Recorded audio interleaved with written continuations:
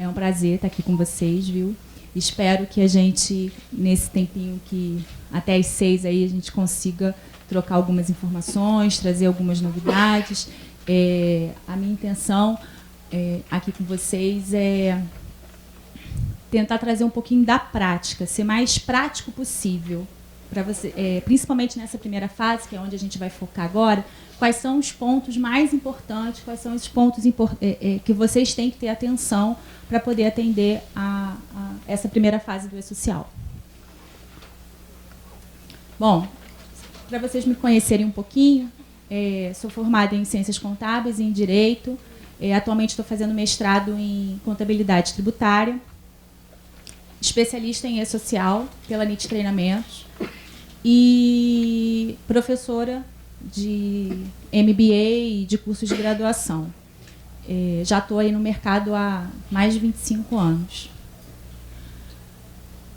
Bom, começo o nosso bate-papo com essa publicação no Jornal Globo, no blog do Lauro Jardim. Foi em 10 de maio essa publicação, falando que menos de 10% das pequenas empresas sabem da obrigatoriedade do E-Social.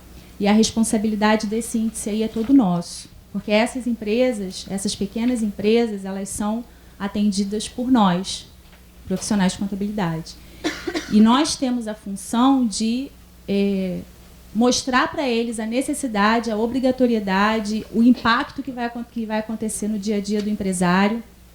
Então, esse índice ser tão baixo assim, numa publicação que aconteceu em maio, é responsabilidade nossa, minha e de vocês. Uma outra publicação que eu trouxe aqui é do FENACON, em que em junho, dia 14 de junho, ele fala que a maioria das empresas ainda não adequaram os seus processos internos e provavelmente não vão conseguir entregar o E-Social. Isso também é alarmante e é muito preocupante. O E-Social foi dividido em grupos de empresa. As maiores já entraram em janeiro, mas a grande maioria das empresas brasileiras entram agora, no mês de julho. Só para a gente ter não vou ficar falando sobre lei, não vou ficar falando sobre nada disso, porque a gente já conhece, mas é só para a gente dar uma introdução e aí sim eu vou falar sobre os pontos dos eventos iniciais. Tá? Então, o E-Social foi criado por esse decreto em 2014, tem sido adiado ao longo dos anos, mas, como eu falei agora há pouco, começou em janeiro e para a gente começa mês que vem, em julho. Ele é formado por mais de 40 microdeclarações e essas declarações são conhecidas como eventos, são tratadas dentro do E-Social como eventos. E ele é um grande banco de dados. E é esse o perigo do E-Social, porque nós vamos alimentar um grande banco de dados do governo em que um robô vai fazer todos os cruzamentos possíveis dessas informações que nós estamos alimentando e procurar indícios de problemas, indícios de não cumprimento de normas trabalhistas, de não cumprimento de normas previdenciárias. E é esse que é o bicho-papão do E-Social, né? Bom, quem está obrigado? As empresas, de uma forma em geral. O MEI, somente aqueles que têm empregados. MEI sem empregados não precisam fazer nada com relação ao E-Social. Mas se tiver um empregado, ele aí sim tem que atender às normas do E-Social. As empresas, voltando no item anterior, as empresas, mesmo, no caso, se não for MEI, empresas com CNPJ ativo também vão ter que atender ao E-Social. Tá? Mesmo sem empregados. O MEI, que é a única exceção, que só atende se tiver empregados. Empregador pessoa física, empregador doméstico, que na realidade já está num processo de E-Social já há bastante tempo, mas ele pode migrar para esse modelo novo ou pode continuar usando o portal que já é usado. O segurado especial, que é o produtor rural, o pescador artesanal, e os órgãos públicos, que a previsão é que entre em janeiro do ano que vem. Bom, as primeiras mudanças cadastrais que vão ocorrer, que na realidade já até deveriam ter ocorrido, é a mudança do SEI para o CAEPF e para o CNO.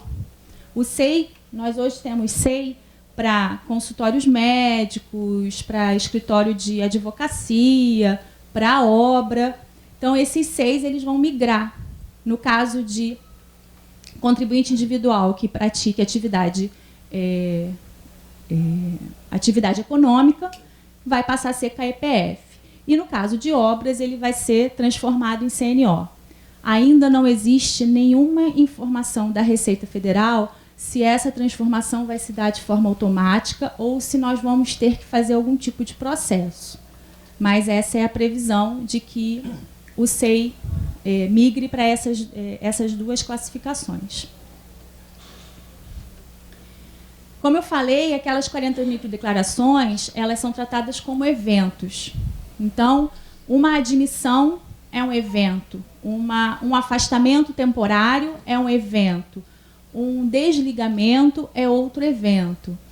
E as tabelas também são tratadas como eventos. Então, essas tabelas iniciais, que é essa primeira fase que a gente vai atender a partir do mês que vem, elas também são tratadas como eventos. Então, no primeiro momento, vamos fazer informações do empregador, a partir de 16 de julho, e os eventos de tabelas. Depois, a gente vai entrar no cadastramento inicial de vínculos dos funcionários, passar a fazer os eventos não periódicos e, por fim, os eventos periódicos. E como que vai se dar o acesso a esse e-social? Via certificado digital.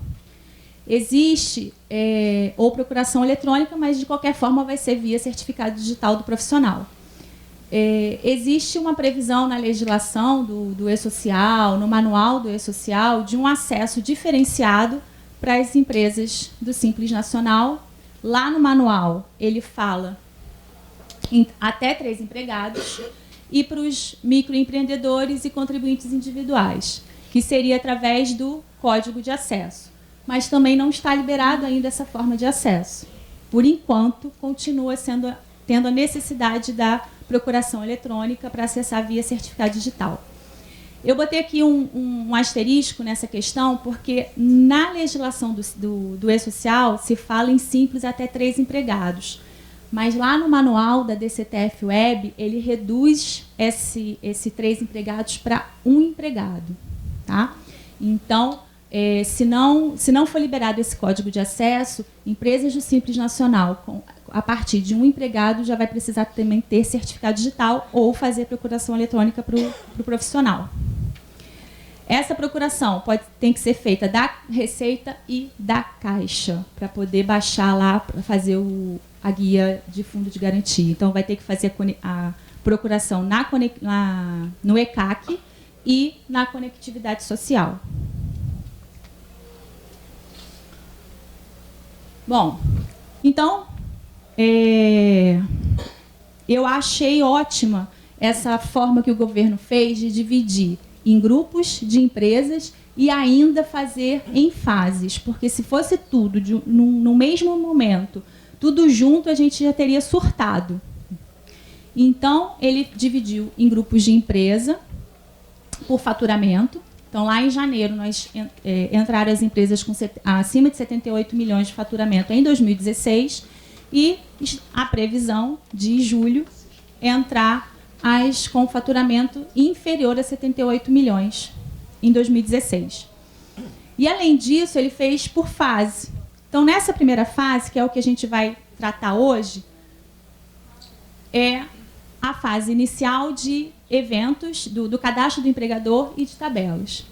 Então, a gente tem no S1000, cadastro do empregador, no 1070, processos se houver, no 1005, os estabelecimentos, no 1020, as lotações tributárias, no 1030, cargos ou empregos públicos, no 1040, funções e cargos de comissão, no 1050, horários, no 1035, carreiras públicas, que só é obrigatório, então, para o órgão público, 1010, tabela de rúbricas, e 1080 para quem atua com operadores portuários.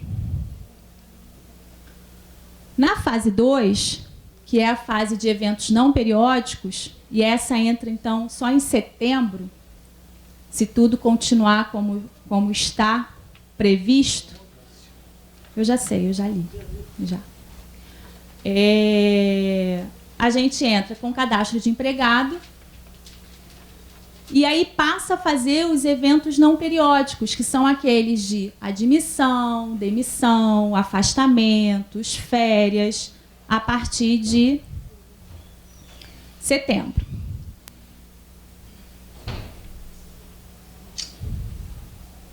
Depois, em novembro, entraria a fase 3 de eventos periódicos.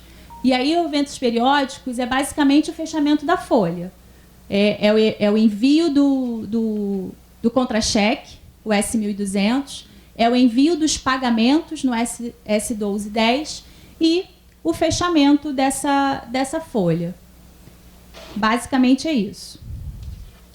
Num quarto momento, previsto para janeiro, nós teríamos o evento de SST. Essa tabela sofreu uma alteração agora em maio, no dia 30 de maio, porque foi incluída o 1065, que não estava previsto ainda, que foi a criação de tabela de equipamentos de proteção. O 2240 ele foi alterado, ele cresceu, porque ele absorveu o que estava previsto no 2241. E foi criado o 2245, que são os treinamentos e capacitações. E os prazos? Já me adiantei, já falei quase todos os prazos, mas o que nos interessa aqui, o vermelhinho ali de outros empregadores. O cadastro do empregador e tabela a partir do dia 16 até o dia 31 de agosto. O cadastro de trabalhadores e eventos não periódicos a partir de 1º de setembro até 31 de outubro. Os eventos periódicos, que é o fechamento da folha, e AFD-REINF em novembro. DCTF Web, Nova Perdecomp e o fim da GFIP em janeiro, junto com os eventos da SST. Aqui, gente, eu abro um parênteses, porque eu não sei se vocês acompanharam, mas ontem o CFC, junto com o FENACOM e com o SEBRAE, deram entrada num ofício junto à Receita Federal, ao Comitê Gestor, pedindo prorrogação do prazo de adesão ao E-Social para as empresas com faturamento até 4,8, que seriam as Simples Nacional. E hoje, agora há pouco, um pouquinho antes de começar a palestra, o FENACOM de novo disponibilizou uma informação de que parece que o comitê gestor vai atender a solicitação. Eles estão propensos a, de fato, prorrogar para essas empresas do Simples Nacional.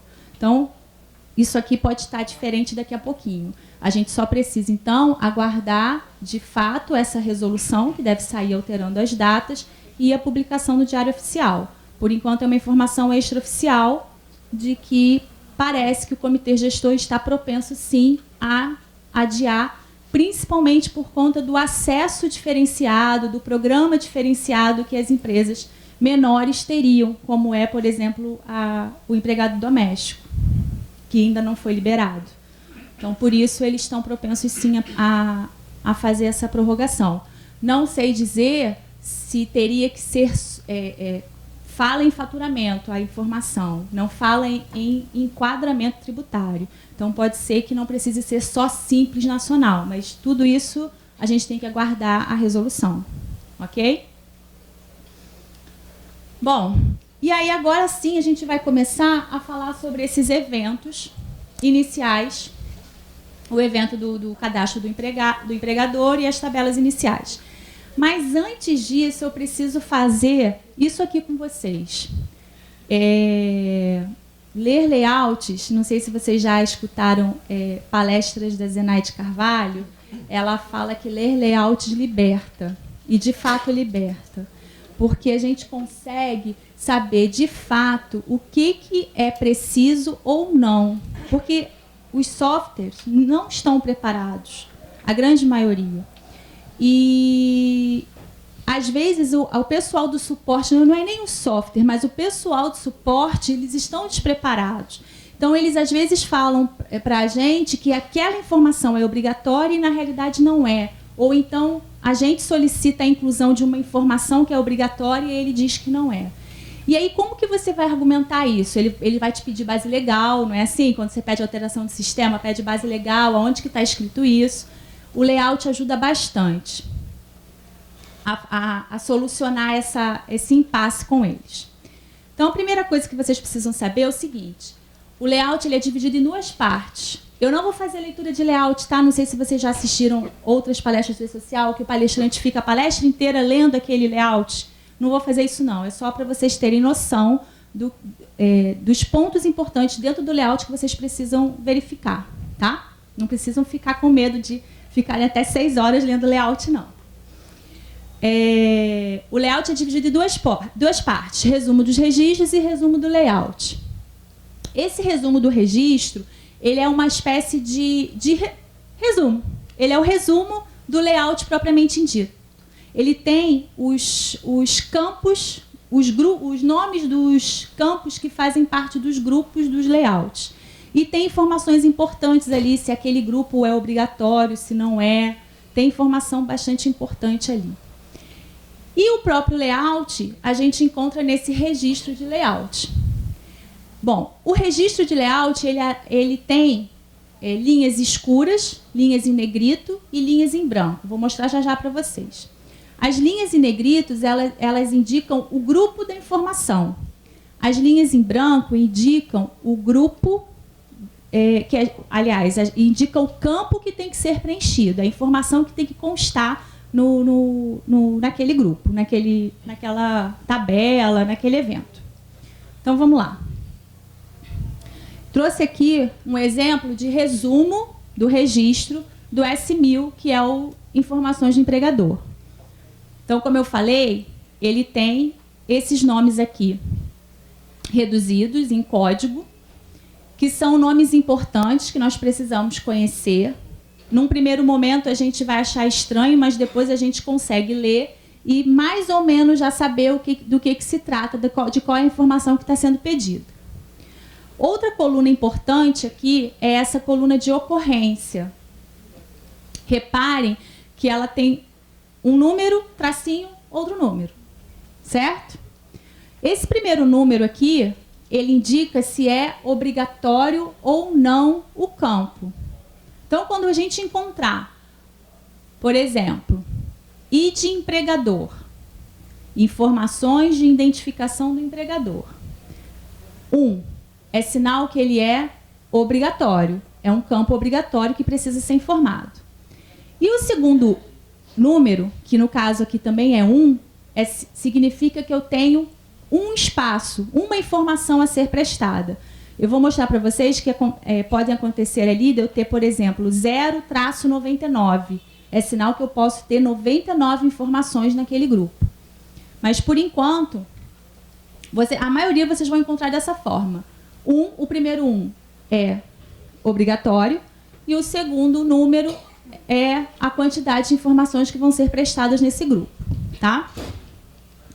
E a outra coluna que a gente precisa observar é essa coluna de condição.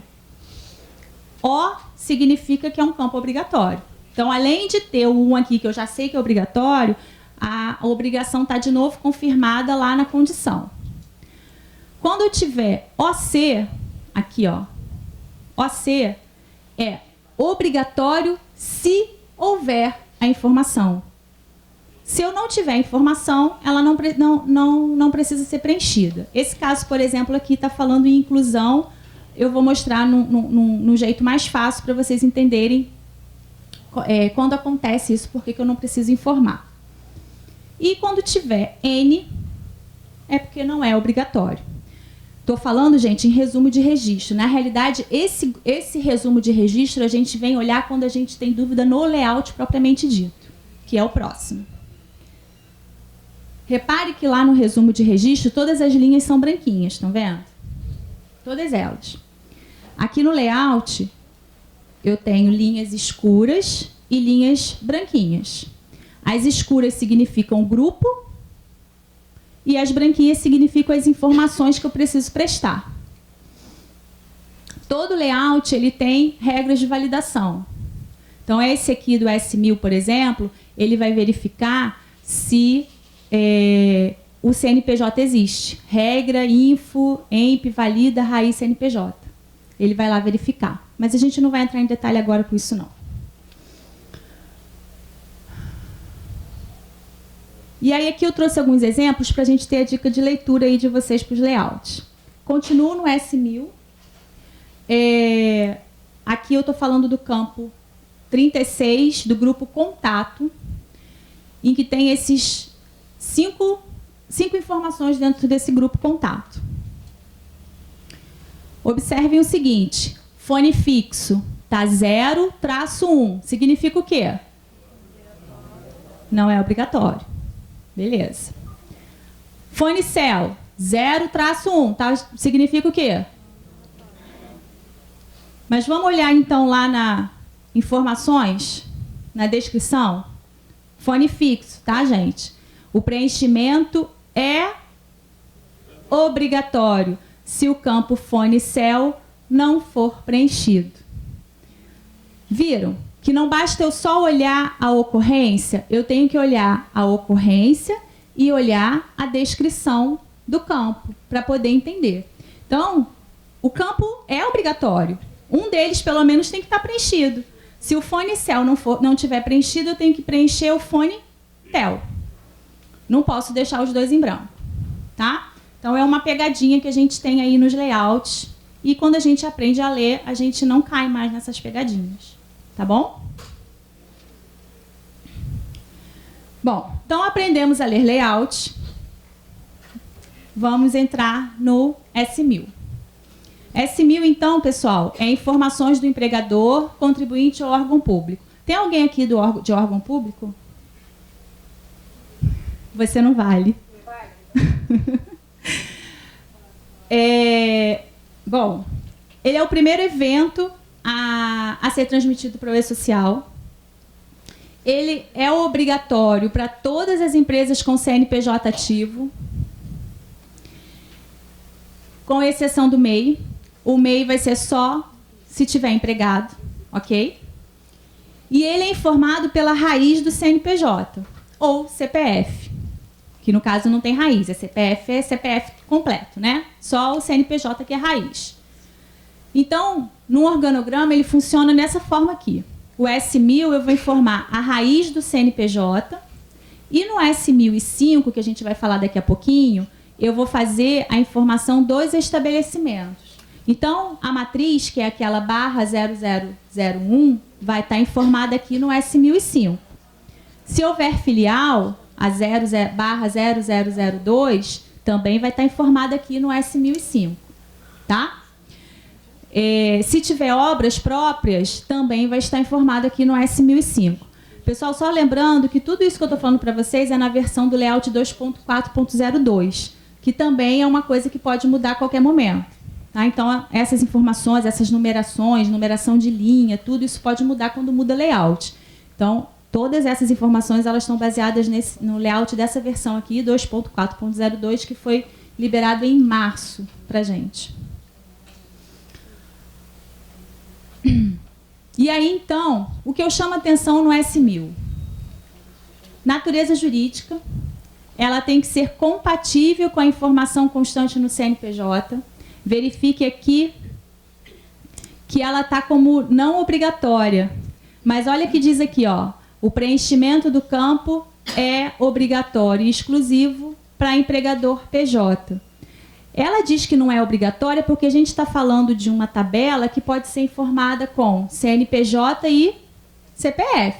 CPF não vai ter natureza jurídica, por isso que ela está como informação não obrigatória. Mas ela é obrigatória se a gente estiver falando de um empregador PJ. Então, primeiro trabalho de casa, verificar se o seu cadastro lá no seu sistema, que já costuma já ter essa informação, está compatível com o que está hoje no CNPJ. É a primeira tarefa. O outro ponto que eu chamo a atenção aqui no S1000 é com relação à classificação tributária. Essa classificação tributária, os sistemas criaram esse campo, porque ele também não existia. Esse campo aqui não existia. E ele é baseado na tabela 8 do E-Social. Esse campo, ele impacta o cálculo da contribuição previdenciária patronal. Então, uma informação errada aqui pode trazer um impacto no cálculo do CPP. Então, aqui está um pedaço da tabela 8, que vocês... Outra coisa, pessoal, esse layout, o manual, vocês encontram lá no site do E-Social em documentação técnica.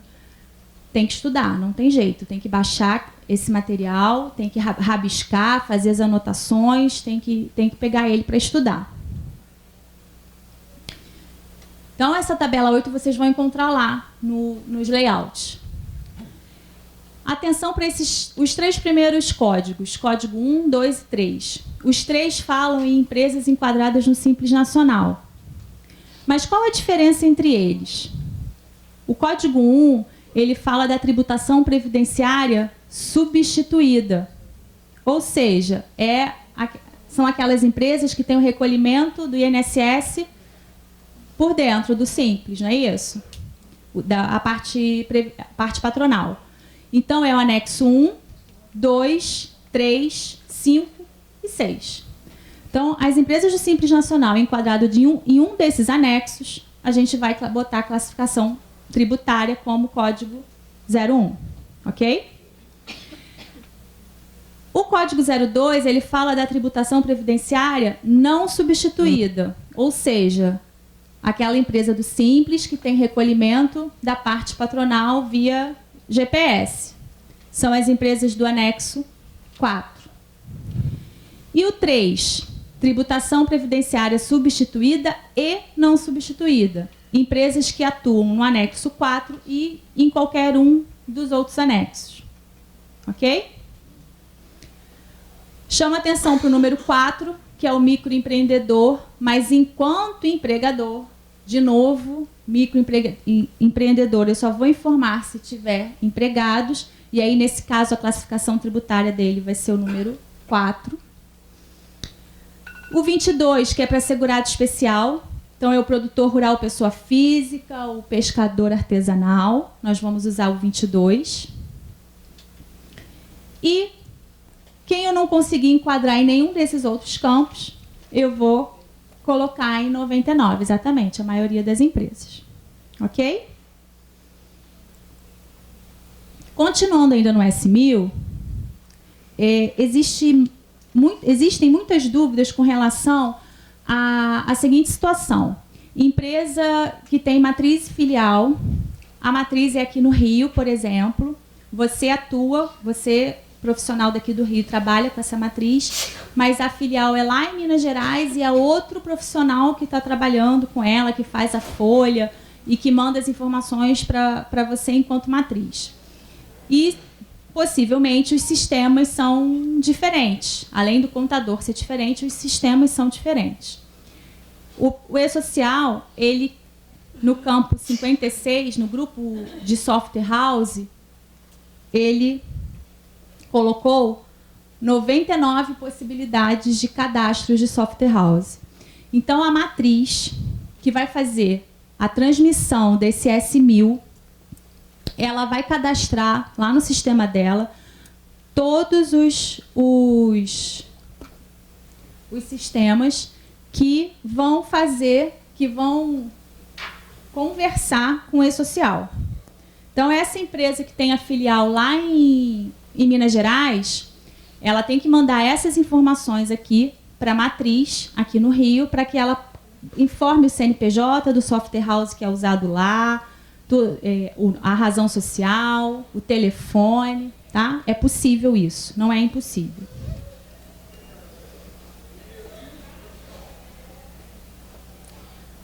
Com relação, então, a S1005.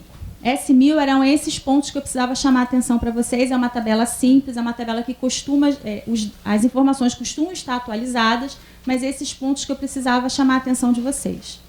Com relação a S1005, como eu falei, é onde a gente vai identificar os estabelecimentos, as obras ou unidades de órgão público. Lá no S1000 eu fiz o cadastro da razão do CNPJ. Aqui eu vou fazer o cadastro dele completo. Então, a matriz para o E-Social é um estabelecimento que você vai cadastrar no S1005, assim como suas filiais. E ele vai ser enviado logo após o S1000. Enviei o S1000, eu posso enviar o S1005, com uma única exceção. Como esse S1005 traz algumas informações que impactam na tributação da empresa, se essa empresa tiver algum processo com algum ente, seja com a Receita, seja com o Fundo de Garantia, que altere a tributação dela de alguma forma, eu tenho que enviar antes o S1070, para poder o E-Social entender a divergência que está acontecendo entre a informação que eu estou mandando de tributação para essa empresa. Ela só é possível, por exemplo, eu só posso... Uma empresa que tem um RAT de 3% de acordo com o CNAE, mas ela entrou com um processo contra a Previdência, reduzindo esse RAT para 1%. Como vai haver cruzamento das informações, o E-Social vai cruzar o meu CNAE com a tabela de RAT, e lá na tabela de RAT diz que meu CNAE é 3%, e eu estou falando que é 1%, ela precisa saber que existe um processo que justifique essa diferença de RAT. Tá? Então, primeiro, eu vou enviar o S1000, depois eu vou enviar o S1005. A matriz é um estabelecimento e a construtora vai cadastrar, além de seus estabelecimentos, ou seja, além da sua matriz e sua filial, ela vai cadastrar também as obras em que ela seja responsável perante a Receita. Atenção para essa tabela é quando nós criamos filiais, aberturas de filiais ou criação de novas obras. Eu tenho que enviar uma nova tabela. Vamos supor, eu tenho um cliente que ele presta serviço para outras empresas. Obrigada. Eu tenho um cliente que ele presta serviço para outras empresas. Em março, ele prestou serviço para a empresa A. Em maio, ele prestou serviço para a empresa B. Em junho, eu tenho que declarar as duas empresas ou só a última que ele prestou? Que tipo de prestação de serviço que ele faz? Mão de Exceção obra. de mão de obra? Isso. Você vai fazer, se tiver funcionário ainda trabalhando lá, você tem que fazer a informação. Se o contrato já acabou, acabou. Não tem porquê. Não.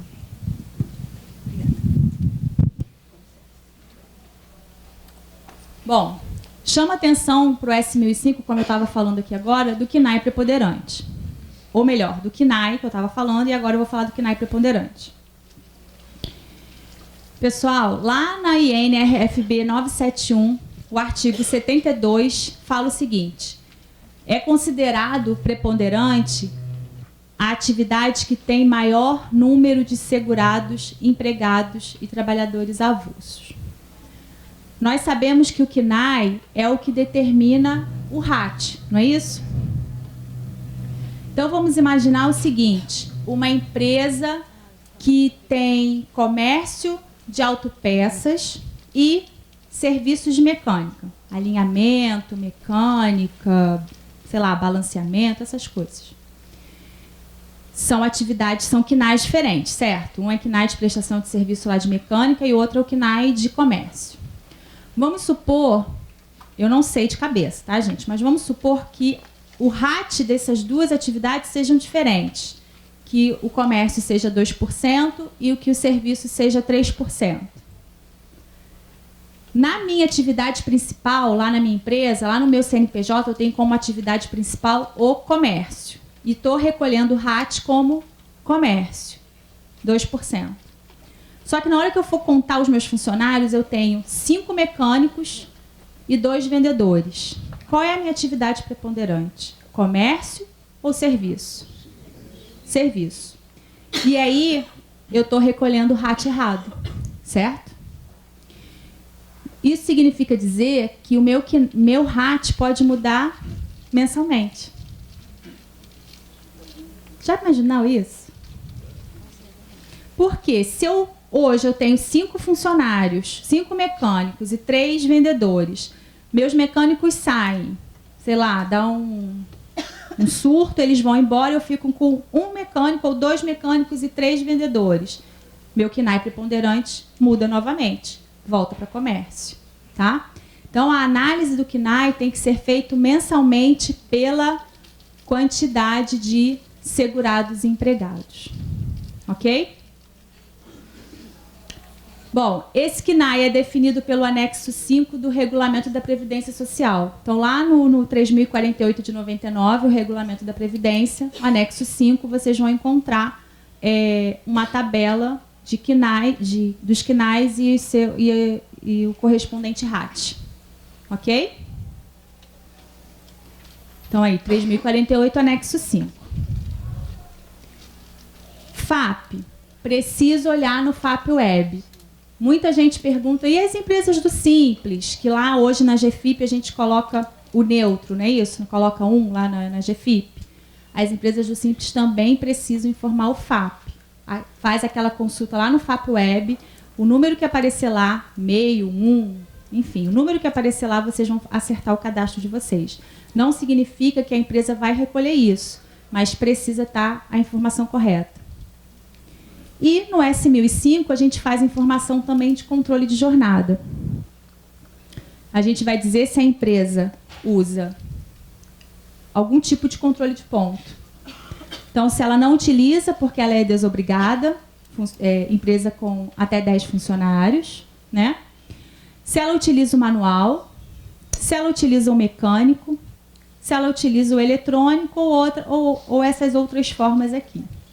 Bom, chama atenção que quando eu declarar que eu uso eletrônico, eu tenho que estar de acordo com a portaria do Ministério do Trabalho, que é o REP, né? Aquele registro biométrico, né? Essas duas opções aqui, de não eletrônico alternativo e eletrônico alternativo, tem que estar previsto na convenção ou no acordo coletivo. Mas cuidado com essa informação aqui, porque a legislação prevê esses aqui, eletrônico, de acordo com a portaria MTE, mecânico e manual. Esse aqui, ele tem que estar previsto nos acordos, mas de qualquer forma, ele tem que estar seguindo as regras do REP. Então, eu só vou indicar 4 ou 5 se tiver essa previsão. E aí, como eu falei para vocês, empresas do Simples precisam informar RAT e precisam informar FAP, porque são 2 regras de validação dessa tabela. Eu falei para vocês lá no início que em cada layout desses eventos existem regras de validação. Então, essas aqui são as regras de validação do S1005. Então, ele vai validar o RAT. Se o RAT que você informou está de acordo com o KNAI, previsto lá no anexo 5 do decreto 3048, e se o FAP está de acordo com o FAP Web. Se não tiver, vai ser um evento que vai ser rejeitado. Precisa acertar. FAP Web o nome é esse mesmo, FAP Web. Aí você tem que ter a senha de acesso da Previdência e aí você, todo mês de setembro, eles liberam para o ano seguinte, tá? Se for uma empresa nova, ele vai dizer que não existe cálculo ainda. Aí, nesse caso, você vai usar o neutro, o 1. Mas se for uma empresa já antiga...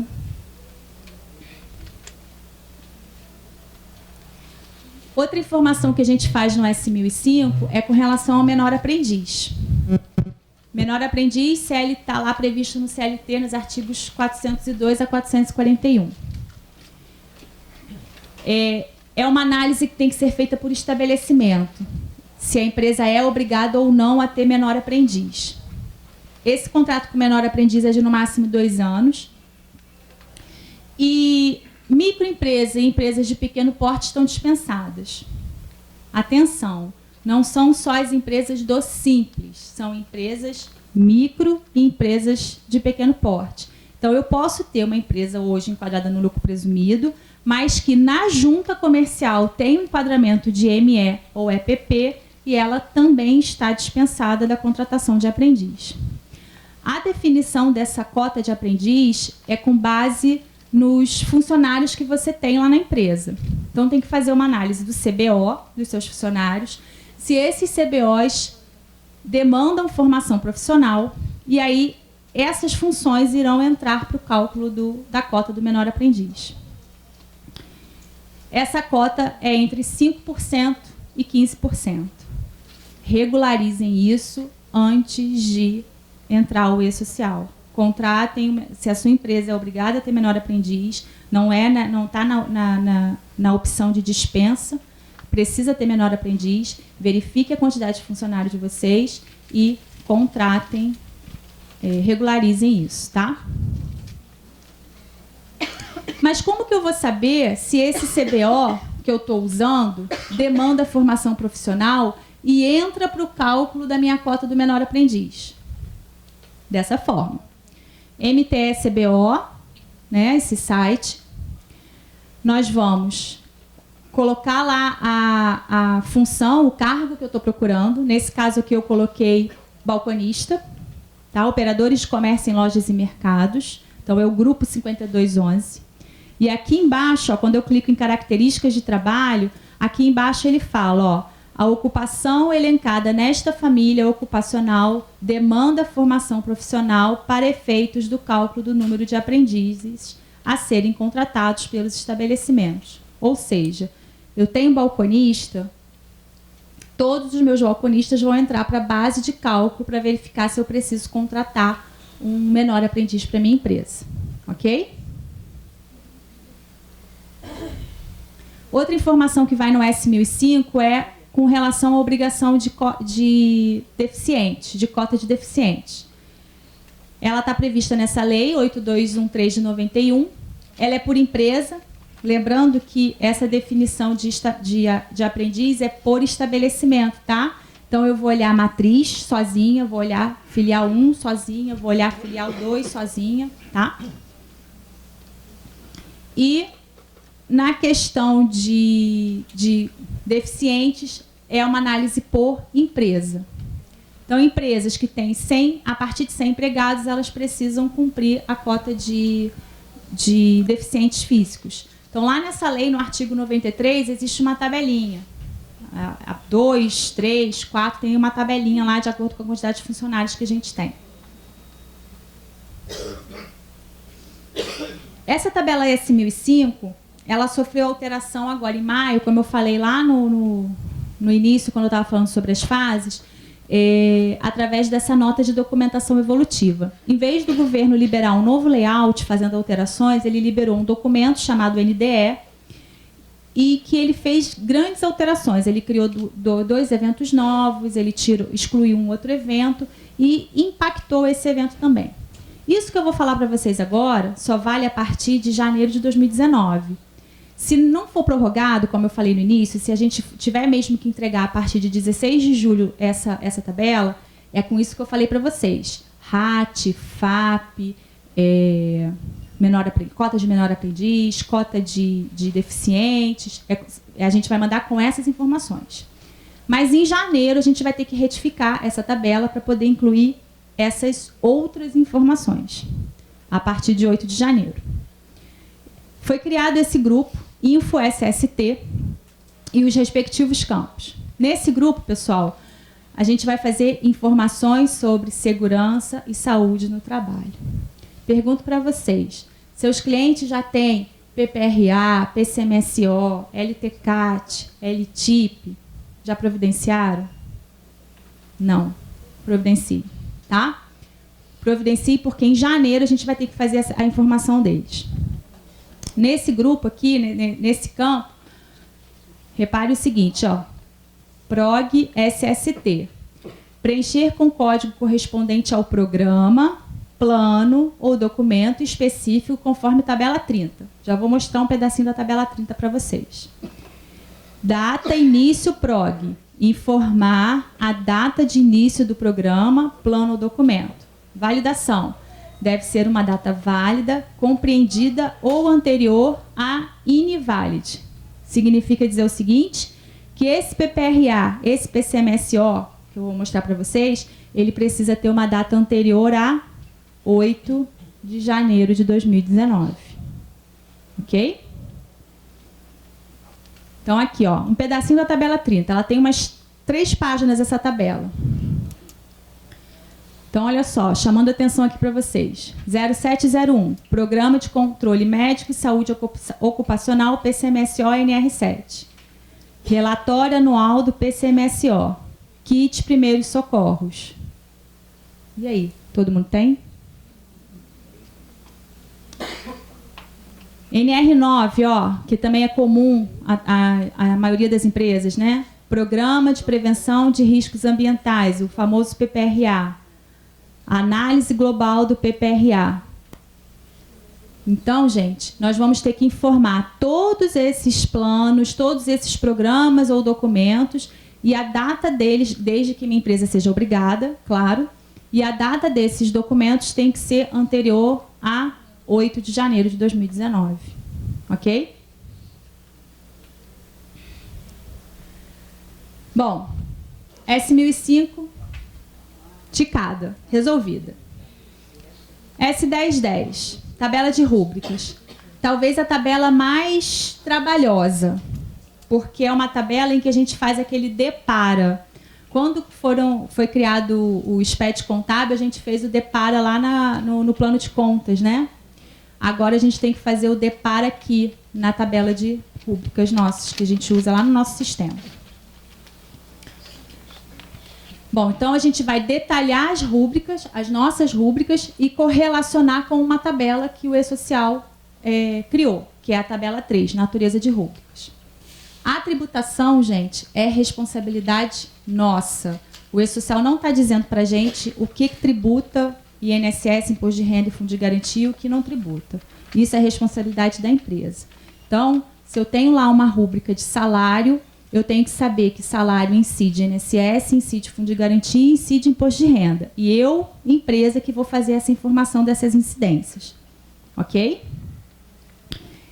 Essas bases aqui, elas dão um rumo para a gente com relação às incidências.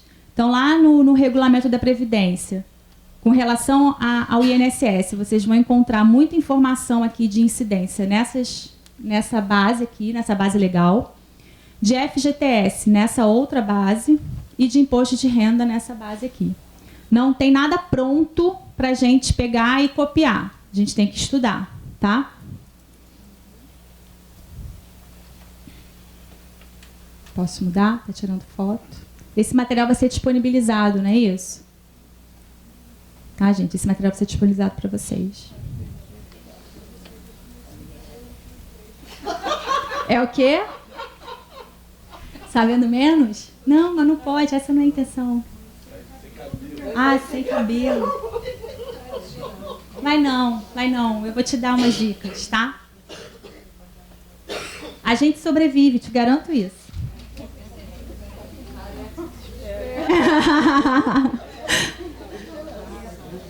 Bom, vamos lá. Olha aí uma dica minha para fazer a tabela de rúbrica. Tá? Primeira coisa que vocês têm que fazer, pegar as últimas 15 folhas, no mínimo. Porque aí a gente está pegando todos os eventos de 13º, férias, tudo que aconteceu nesses últimos 15 meses. Dificilmente, claro que pode acontecer de ter uma rúbrica ou outra que foi usada, sei lá em 2016 e que eu não usei mais. Mas em 15 folhas a gente consegue pegar um universo grande de rúbricas que a gente costuma utilizar. Tá? Vou correlacionar essas rúbricas minhas com a tabela 3. Tabela 3 é essa aqui, um pedacinho dela. Então, ela fala código 1000, salário, vencimento, soldo ou subsídio, corresponde ao salário básico contratual do empregado. E vou verificar a tributação. Vou falar para você como que eu fiz, tá? Para vocês. Eu fiz assim. Eu criei uma tabela no Excel com exatamente a tabela 3, tá vendo? Isso aqui essa parte aqui, essas 3 colunas, é exatamente cópia da tabela 3. E criei uma 4ª coluna em branco, em que eu fui colocando ali o código das minhas rúbricas no meu sistema, ok? Baseado nessas 15 folhas lá que eu busquei. Então, lá em salário, um exemplo, eu tenho 01 para salário mensal e 02 para salário hora. Então, eu já botei aqui no campo de 1000, que é salário, vencimento, soldo. E fui fazendo a mesma coisa, com descanso semanal, hora extra, com todas as naturezas de rúbricas aqui. Claro que algumas eu não tenho, como, por exemplo, direito de arena. Mas aquelas que eu tinha, eu fui preenchendo. Depois disso, também com o nosso amigo Excel, esse aqui é o meu código interno, no meu sistema. Esse é o nome da rúbrica. Aqui é a natureza da rúbrica que eu já defini naquela primeira planilha. E aí sim, aqui eu fui definindo as tributações. Esses códigos aqui, ó, 11, 11, 11, 11, estão lá no layout. Por isso que eu quis mostrar para vocês primeiro como que a gente lê o layout.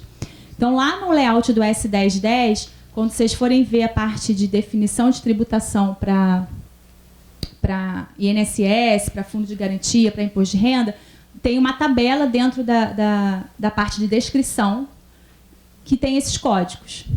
Então, assim ficou mais fácil, porque aí eu consigo organizar por número, consigo organizar por nome e consigo agrupar aquelas rúbricas que são parecidas para eu verificar se a tributação está correta, tá? Gente, não confiem em tabelas já vindas pelo sistema.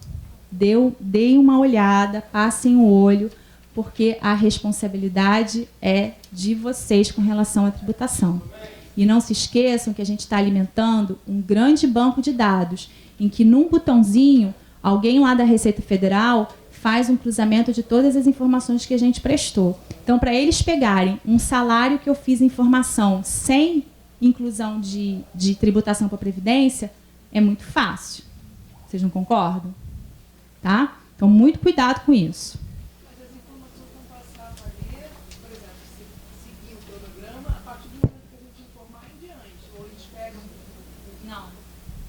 Em diante. Embora eu tenha assistido um webinário, não sei se vocês assistiram, um webinário eu ia até falar isso que eu vou falar agora, eu ia falar depois, mas eu já vou adiantar. Um webinário com o Daniel Belmiro, que é da Receita Federal, auditor da Receita Federal, e ele fala o seguinte, que ao mandarmos uma tabela de rúbrica, sem uma dessas rúbricas obrigatórias, que no caso eu ia falar isso quando eu falasse sobre rúbricas informativas, que é o próximo ponto, é sinal de que a empresa já não pratica essa informação. Então, isso pode ser um indício de que a empresa não está cumprindo a legislação. Tá? Então, essa tabela, o ideal é que a gente passe um pente fino nela agora. Ok? Mas, claro, mandei errado, eu posso alterar depois. Bom, além dessas rúbricas, tem, então, o que eu me adiantei falando sobre as rúbricas informativas. Uma das bases legais para a informação dessas rúbricas é o Decreto 3.048, que é o Regulamento da Previdência. Lá no artigo 225, ele fala o seguinte: a empresa é obrigada a preparar folha de pagamento de remuneração devido acreditada aos seus segurados.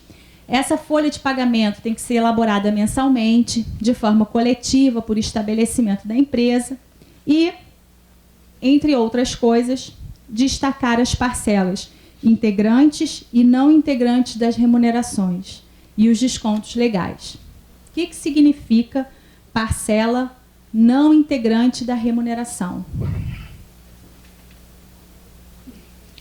Pessoal, isso aqui é o seguinte: plano de saúde que eu dou ao meu funcionário. O plano de saúde desse funcionário é R$120. Eu desconto dele 60. Os outros 60, eu, empregador, faço o pagamento. É sobre minha responsabilidade. Esses 60 fazem parte dessa parcela não integrante da remuneração. Ok? Então, vale transporte, vale refeição, vale alimentação, prêmio de seguro, todos os valores que eu consigo individualizar para cada um dos empregados, a parte que ele não contribui faz parte da parcela não integrante da remuneração. Eu, sinceramente, nunca vi ninguém fazer essa informação em folha de pagamento. Até hoje. Nunca vi. Só vai o desconto, não é isso? Pois é. Mas está aqui, gente, ó, desde 99. Desde 99 isso está previsto. E a base legal não é só essa não, tá? Existe uma instrução normativa que também fala sobre isso.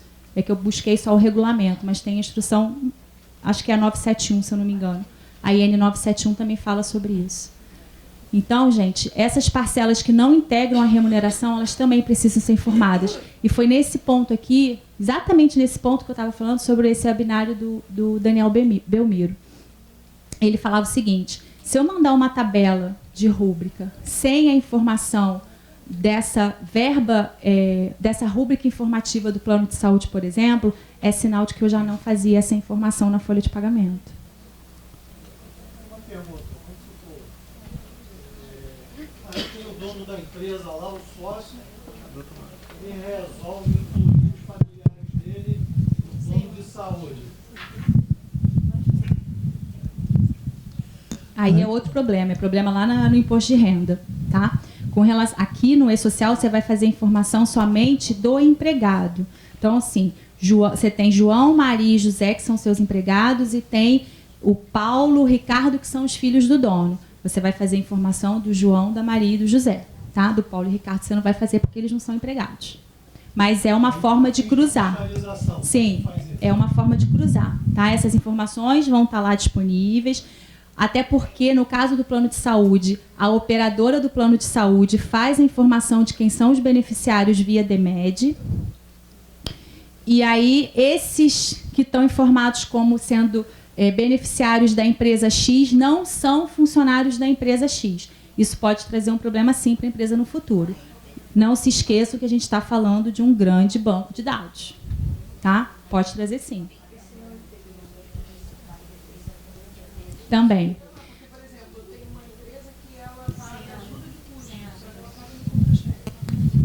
só que ela paga no contra-cheque, mas na hora da gente botar o desconto do INSS, a base do INSS eu ponho em cima do salário base, não ponho em cima do que ela paga de bonificação.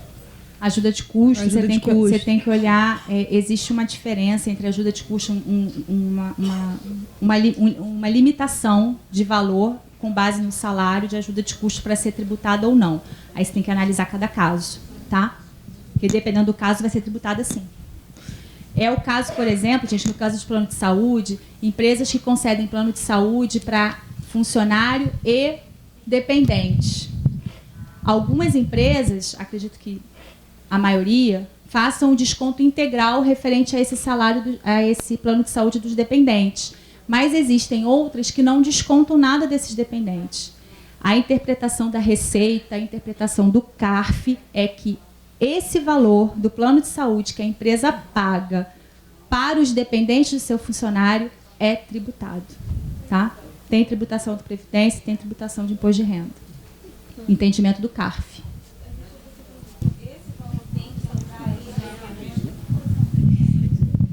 Deixa eu ver se eu entendi. Então, esse valor que a empresa paga de plano de saúde, independente de ter o desconto lá do outro lado, ele entra nesse evento ali?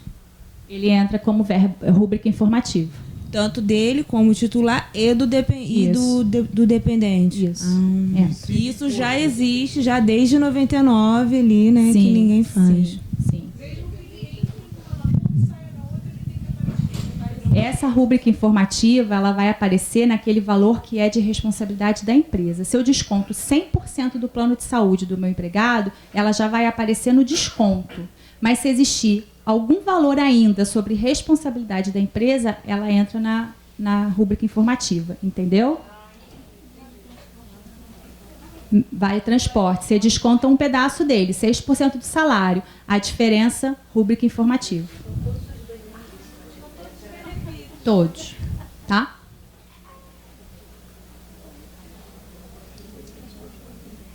Então, olha aqui, gente, a tabela de rúbrica, lá no finalzinho, a gente tem esses 6 códigos aí. 9910 seguros. Valor relativo a prêmio de seguro de vida em grupo pago à empresa de seguros como benefício do trabalhador. Então, se eu tiver algum seguro para o meu empregado, se eu fizer algum seguro para o meu empregado, eu tenho que falar sobre informar esse prêmio de seguro que eu pago mensalmente nessa rúbrica, nessa natureza de rúbrica aqui 9910. Assistência médica. valor não relativo a vencimento ou desconto. Ou seja, não estou pagando ao funcionário e nem descontando, certo? Relativo à assistência prestada por serviço médico ou odontológico próprio da empresa ou por ela conveniado como benefício ao trabalhador. 9939, outros valores tributáveis. Valor não relativo a vencimento ou desconto, não estou pagando nem descontando, mas considerado como base de cálculo de fundo de garantia, contribuição previdenciária ou imposto de renda. E 9989, outros valores informativos que não sejam vencimentos nem descontos. Então, vale transporte eu incluiria aqui no 9989, tá? Vale refeição no 9989. E assistência médica? A assistência médica tem o próprio, 9911. Aqui, ó, aqui não está definindo se é vencimento. Esse 9911 é para essa situação. Não. Esse 9911 é para o valor que o empregador paga, assume. O que é descontado do funcionário é um outro código que eu nem trouxe para você, mas eu posso mostrar aqui depois, tá?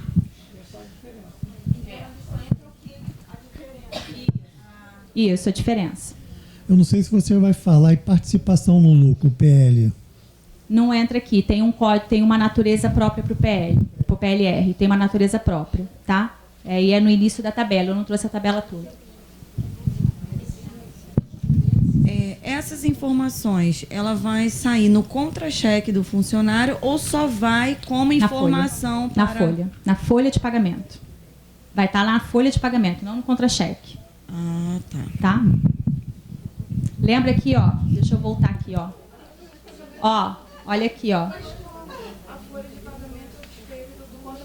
No contra-cheque não precisa ir a informativa. O contra-cheque vai estar lá os vencimentos, os descontos e o valor líquido, tá? Não precisa ir informativa. Essa informativa, essa não integrante da remuneração, ela precisa estar na folha de pagamento.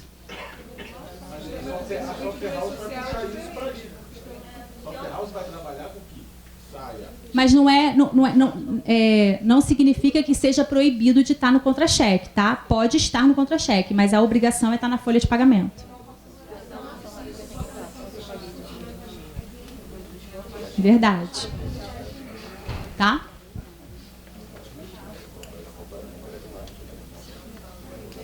Então, gente, essa tabela 3, a tabela de natureza de rúbricas, ela é extensa, tá? E aí ela tem esses detalhes, como você me perguntou, tem assistência médica que é descontada. Essa aqui que eu trouxe não é descontada. Essa aqui é uma outra. No final a gente conversa. E tem o PLR que foi perguntado, tá? É uma tabela mais extensa. Bom, 10-10 resolvido? Essa é a mais chata, tá, gente? De fato. Concordo com vocês. 10-20. A 10-20 é uma tabela de lotação tributária. Ela tem conceito tributário, não físico, tá? Essa tabela. É nessa tabela que a gente vai fazer a atribuição de FPAS. E essa atribuição de FPAS é feita por SIN, INRFB 971 de 2009, a partir do artigo 109. Pessoal, para deixar a gente louco, a atividade preponderante aqui para definição de FPAS é diferente da atividade preponderante para definição de CNAE. Tá? É diferente. Lá no CNAE eu falei para vocês que a definição de atividade preponderante é feita pela quantidade de funcionários. Aqui, para a definição de FPAS, a atividade preponderante é o objeto social, é a que está como principal no CNPJ. Tá? É diferente. Isso está lá no artigo 109 dessa instrução. No caso que a menina me perguntou sobre prestação de serviço para concessão de mão de obra. Nesse caso, você precisa criar uma tabela de lotação tributária para cada tomador do seu serviço. Tá? Porque aí você vai fazer a alocação dos funcionários que estão prestando serviço lá no seu tomador. Não é na S1005, embora você tenha feito uma pergunta lá no momento da S1005, não é na S1005, é aqui na S1020.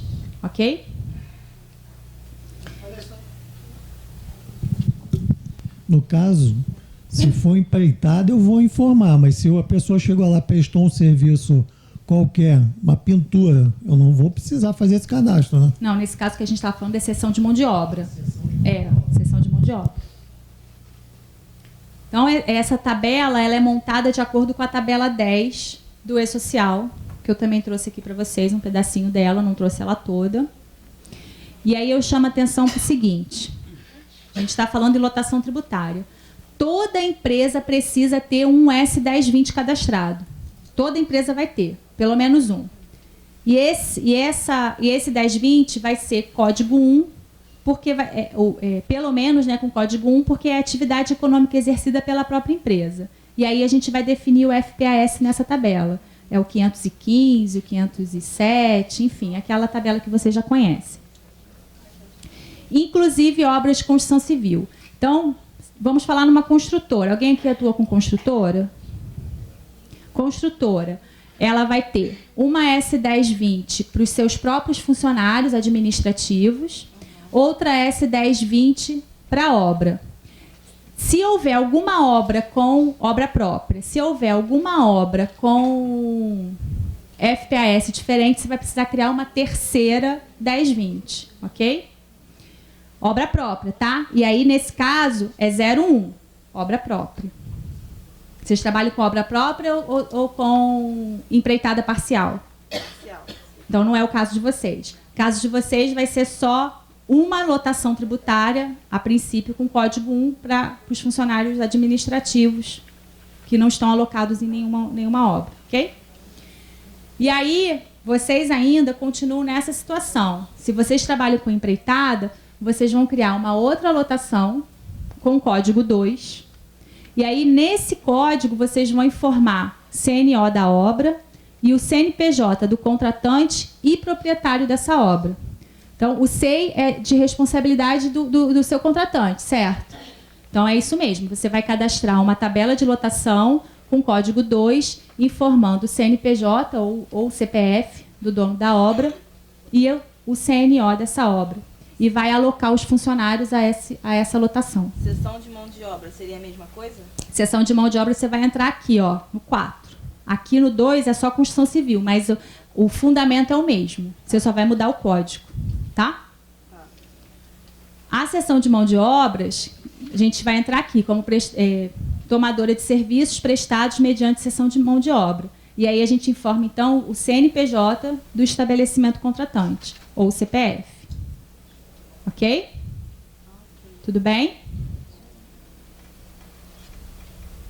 A 1020, ela é enjoadinha nesse sentido de você entender em qual posição você se encontra, mas depois ela é tranquila, não tem tantas informações. A 1030 é a tabela de cargos e empregos públicos. É uma tabela obrigatória e ela é toda baseada no CBO. Ó, outro dever de casa para vocês. Analisar nome do cargo e CBO. E, além disso, analisar se a formação exigida lá no CBO é a formação que o funcionário tem.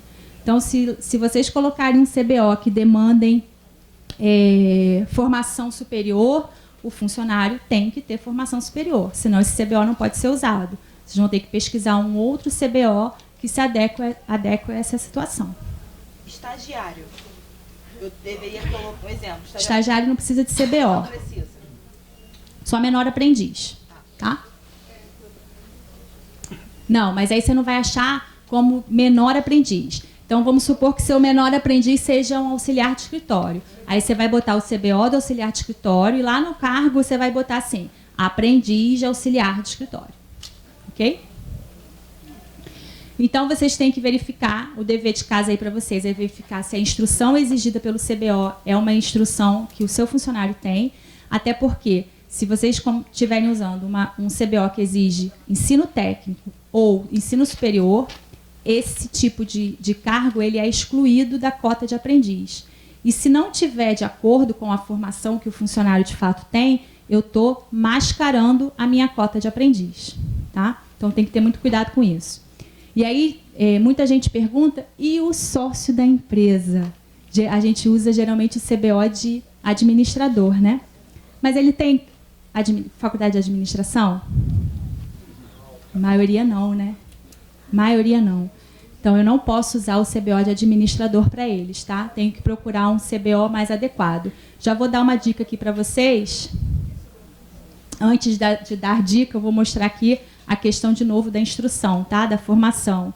Nesse caso aqui de assistente administrativo, ó, para acessar as ocupações dessa família, requer-se o ensino médio completo, 1 a 2 anos de experiência profissional. Então, assistente administrativo, auxiliar de escritório, essas opções aqui, eu preciso que o funcionário tenha pelo menos o ensino médio completo. Bom, e aí tá a dica, ó, gente. Sócio sem ensino superior. Existe esse CBO aqui, tá, gente? Comerciante e varejista. Então, se for uma empresa de comércio, é esse que você bota? Que bom. Aí, gente, vocês vão ter que procurar. Tá? Tem que procurar. Bom, como eu falei já, o CBO do aprendiz, você vai botar CBO da atividade que ele exerce, acrescido da palavra aprendiz. E cuidado com as profissões regulamentadas. Então, eu tenho lá um funcionário que eu coloquei como administrador. Não estou falando do sócio, estou falando do funcionário que eu coloquei como administrador. Pergunto para vocês, ele tem o curso de administração? Se ele não tiver, ele não pode ter esse cargo. E aí aqui, olha só, esse pedacinho aqui é o pedaço do resumo do layout. Lembra que eu falei para vocês? E esse outro pedacinho aqui é do próprio layout.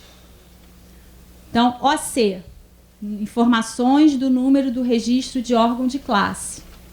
Está dizendo aqui para mim que, a princípio, não é obrigatório, certo? Mas vamos olhar lá no resumo, ó. OC, está com um código OC. Lembra que eu falei para vocês o que é OC? Obrigado se houver. Então, se eu estou falando de um cargo que demanda, que tem conselho, um contador, um psicólogo, um médico, um administrador, eu tenho que fazer informação, sim, do número de inscrição dele nesse órgão de classe. Ok?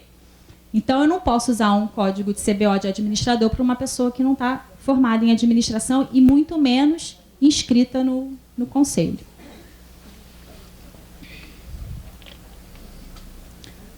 (1035). Tabela de carreiras públicas. Então, somente para órgão público. E no caso dos empregadores, porque, tipo assim, no meu exemplo, tem um cliente que, na hora de admitir, ele dá um nome da função que às vezes não tem CBO. Tipo assim, ele vai lá, esse daqui é... Sei lá, inventa, eu acho que ele inventa um nome para função, para aquele determinado funcionário. É para deixar você louca. Isso aí. A gente, às vezes, vai no CBO, no sistema lá do CBO, e tenta enquadrar mais ou menos assim um tipo de atividade que ele descreveu pra gente. É isso mesmo, não tem outra alternativa, tá? É tentar saber o que de fato esse funcionário faz para você tentar encaixar. O nome, você até pode botar o nome que ele quer, desde que não fique muito discrepante. Uhum. Mas o CBO você vai ter que encaixar no tipo de atividade que ele faz, tá? Serviços gerais. Não tem CBO para serviços gerais. É verdade, não tem serviços gerais. É faxineiro, né? Não é serviços gerais. Mas ele não é faxineiro. Exatamente. Gente, cliente é tudo igual, tá? Só muda de endereço, viu? Tudo igual. Então, ó, essa tabela aí é só para órgão público. Nós vamos informar as carreiras e aí tem informação da lei que criou essa carreira, o número e a data dessa lei, ok?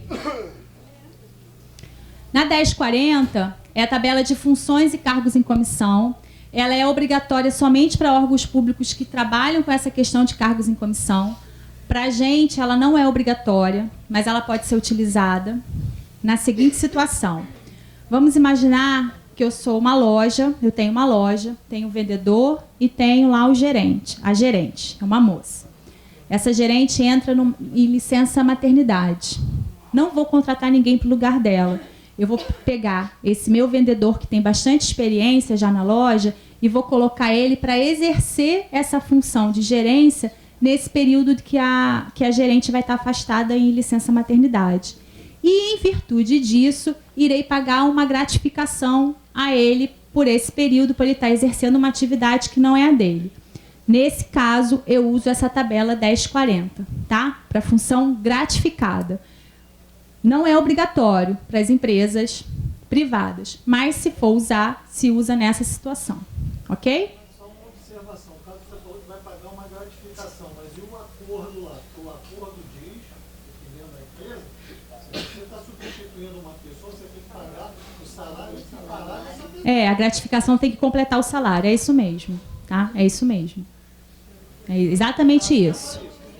Tem que completar, tem que chegar ao salário do que aquele gerente recebia, tá? Essa gratificação, é exatamente isso. Então, usa-se a gratificação para complementar o salário. Isso. Como pode botar uma rúbrica chamada função gratificada, em virtude desse período que ele vai atuar em substituição ao superior dele. Tá bom? Vamos lá. 10h50, tabela de horários. Ela vai ser informada independente da empresa realizar controle de ponto ou não, tá? Então, mesmo aquelas empresas que possuem menos de 10 empregados, que não fazem nenhum tipo de controle de ponto, nós temos ainda assim que fazer a informação de tabela de horários. Os horários são individualizados para cada dia de trabalho, que a gente tem várias situações aí que trabalha de segunda a quinta num horário e sexta num outro, trabalha de segunda a sexta num horário e sábado em outro, né? Então, cada dia vai ter que ter seu horário individualizado. Se for horário noturno, eu tenho que considerar a redução da hora noturna. Lá no manual, gente, tem um exemplo muito bem explicadinho de como fazer o cálculo dessas horas. Bem fácil, bem simples. Atenção para a jornada do aprendiz, que ela não é só o tempo que ele está dentro da minha empresa. A jornada do aprendiz é compreendida entre atividades teóricas e práticas. Então, eu tenho que ver esse horário do meu aprendiz, tá? E nos casos de horários especiais, pessoal que tem 12/36, ou então faz trabalho externo e não tem controle de horário, esse pessoal aí, lá no cadastro do empregado, eu vou informar que ele faz demais tipos de jornadas, que é esse código 9 aqui.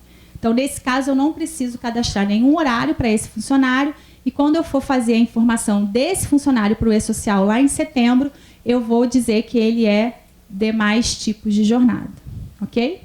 Eu posso alterar essa informação? Pode alterar. Todas as tabelas podem ser alteradas. No finalzinho eu vou explicar para vocês esse conceito. 1070, tabela de processos. Chama atenção aqui para o seguinte. Essa tabela eu vou informar processos próprios ou de terceiros que afetem as incidências tributárias e outras obrigações. Oriento que busquem auxílio de um advogado ou de uma consultoria jurídica para preencher essa tabela. Por quê? Deixa eu ver se eu botei aqui na frente, que eu já não lembro. Não, deixa eu botar aqui. Vamos imaginar o seguinte. Eu faço aquisição de produto rural, pessoa física, e aí a gente tem que fazer retenção de fundo rural, certo? Só que esse produtor rural, ele tem uma liminar, ele entrou com um processo contra a Previdência, e ele tem uma liminar que, para não fazer o desconto do fundo rural dele. E aí ele apresenta um papel para você, uma cópia velha lá, amarelada para você, desse processo. Olha, não desconta o INSS porque eu tenho um processo lá. Qual é a função nossa? Encaminhar esse documento para alguém que entenda de fato, um advogado, uma consultoria jurídica, um advogado que a gente conheça, para que ele analise se esse processo ainda é válido, se ele existe, se ele é válido, e em qual condição que ele está. Observem aqui que na linha 28 da tabela 1070, a gente tem essas várias opções aqui, ó, de suspensão de exigibilidade. Então, essa suspensão que ele tem é via liminar em mandato de segurança? É via liminar em medida cautelar? É antecipação de tutela? Tem sentença de mandato de segurança? Não tem? Isso aqui, gente, é muito complexo para a gente responder sozinho, né? Então, Numa situação dessa, de processo próprio ou de terceiros, o ideal é que a gente busque orientação jurídica para poder preencher essa tabela, tá? Porque aí, se de fato esse processo, esse exemplo que eu dei, se de fato esse processo for válido, aí sim a gente vai fazer o pagamento dessa produção rural sem fazer o desconto do INSS. Mas tem que estar informado aqui no S1070 esse processo.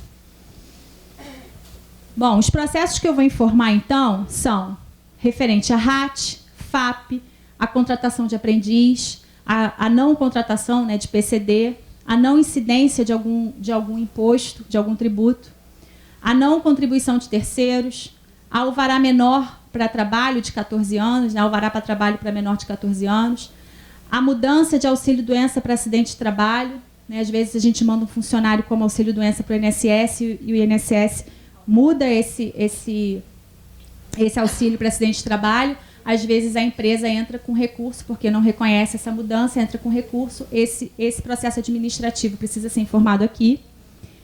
E casos de suspensão de desconto de INSS ou imposto de renda. E os eventos que esses processos aqui afetam são esses aqui. Então, lembra que no início que eu falei para vocês que se não tiver processo, ok, eu mando o S1000 e mando o S1005? Mas se tiver algum tipo de processo, eu tenho que, antes do S1005, mandar o S1070? É por isso, ó, porque esses processos aqui, eles impactam no S1005, tá? Então, se houver algum tipo de processo, depois do S1000, eu tenho que mandar o S1070. E aí, esses processos que não serão informados, os trabalhistas e a discussão do adicional de financiamento de aposentadoria especial. Esse aqui, a gente vai fazer uma informação do crédito na DCTF Web. A gente não informa aqui no E-Social. Ok? Tabela de operadores portuários obrigados para órgão de gestor de mão de obra. Só. Essa tabela a gente não precisa responder, preencher. Tá? Bom, quase terminando. Conceitos importantes com relação à retificação, alteração e exclusão. Isso a gente precisa ter muito claro para não trazer outros tipos de problema. Todas essas tabelas elas podem ser retificadas, alteradas ou excluídas. Só que a gente tem que levar em consideração o seguinte: retificar, quando eu quero retificar alguma coisa, é sinal que eu mandei errado e quero consertar. E eu conserto desde aquela data que eu mandei inicialmente. Então, se eu mandei um S1005, por exemplo, agora em julho, com KNAI errado, se for possível. Vamos imaginar isso. E lá em setembro eu percebi que eu mandei essa informação errada. Eu vou retificar essa tabela, porque eu preciso que conserte desde julho, ok? Ou com relação a menor aprendiz. Fiz a informação de que a empresa não era obrigada a menor aprendiz, mas depois eu verifiquei que ela não tem enquadramento de microempresa, nem empresa de pequeno porte, e preciso então retificar essa informação e dizer que ela é obrigada sim a menor aprendiz. Vou fazer uma retificação da S1005, ou seja, estou corrigindo ela desde julho, mesmo que eu faça isso lá em setembro ou em outubro, ok? Mas vamos supor que essa empresa, em janeiro, entrou no Simples Nacional. O que aconteceu com ela? Deixou de ser obrigada a ter cota de aprendiz. Nesse caso, eu vou fazer uma alteração de tabela, porque de julho a dezembro, ela era obrigatória. Foi a informação que eu fiz. Ela era obrigada, foi uma informação que eu fiz, ok. A partir de janeiro, ela deixou de ser obrigada a ter cota de aprendiz. Então, eu altero a tabela informando que a partir de janeiro ela não precisa ter mais cota de aprendiz. Tá? Então, são conceitos importantes que a gente precisa ter cuidado, porque se a gente usar de forma errada, pode trazer problemas para a gente depois. Tá? E as tabelas ainda podem ser excluídas, caso o problema seja tão grave, a ponto de não dar para corrigir nem retificar, e eu preciso excluir. Nesse caso, ela deixa de ter efeito jurídico. Então, é como se eu não tivesse cumprido ela na data correta. Tá? Ok? Mesmo que ela não seja necessária, um exemplo, eu vou mandar uma tabela de uma empresa que não tenha funcionário, mas eu botei a tabela de horários. Um exemplo. Eu posso excluir essa tabela? Pode. Aí, nesse caso, não te traz problema nenhum. Tá. Tá? Bom, gente, e as penalidades? Todo mundo pergunta, né? Mas eu não tenho resposta para dar para vocês. Não sei se alguém de vocês aqui assistiu, esse vídeo aqui tá no YouTube. É uma entrevista que a Zenaide Carvalho e o Daniel Belmiro, a Zenaide faz com o Daniel Belmiro, no Fórum Catarinense de E-Social. Está disponível lá no YouTube, é só vocês procurarem. Ela tem em torno de 9 minutos, mas eu trouxe só um pedacinho dela, 2 minutinhos, que fala sobre... em que ela pergunta para ele é auditor da Receita Federal, Daniel Belmiro, tá? Ele é auditor da Receita Federal, ele fez parte do projeto inicial do E-Social, hoje ele não está dentro do projeto, mas ele dá muito curso, dá muita palestra sobre esse assunto. Então, ela fez algumas perguntas e, com relação às penalidades, foi esse videozinho que eu trouxe para vocês. Outra pergunta que muita gente quer saber com relação à multa de E-Social. Eu sei que você já falou isso dezenas de vezes, eu também já falei, mas dá para ficar calmo ou não dá para ficar calmo com relação ao E-Social e as multas que vêm com o E-Social? Eu diria que calmo não dá para ficar, também não precisa ficar nervoso.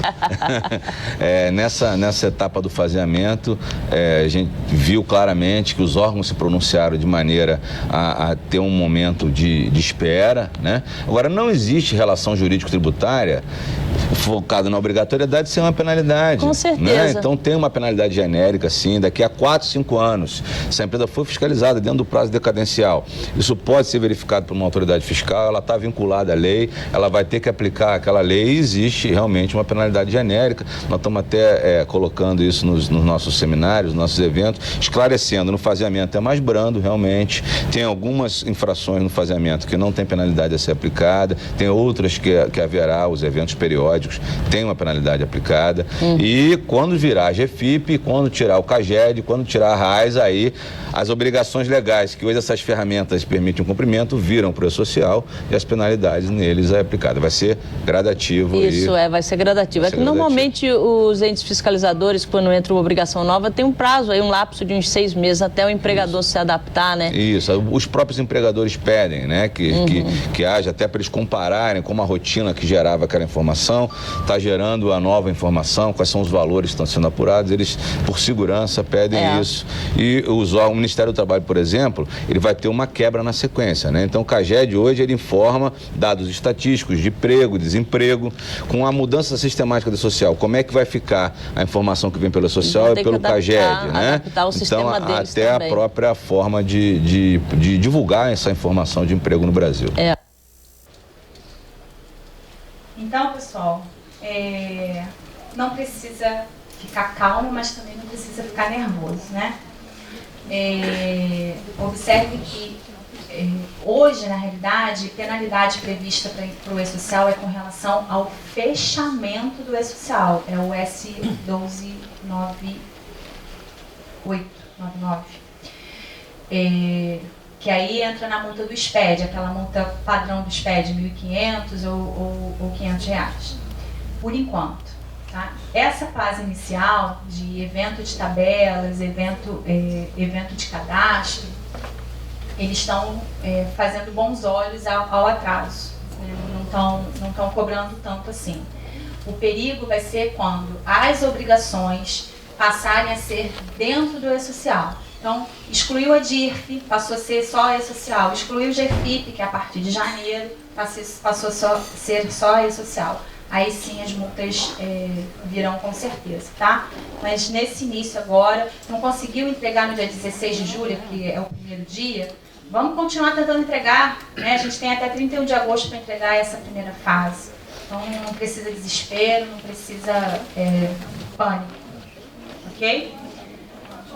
Bom, então, que a nossa preocupação antecipada se torne reflexão e planejamento adiantados.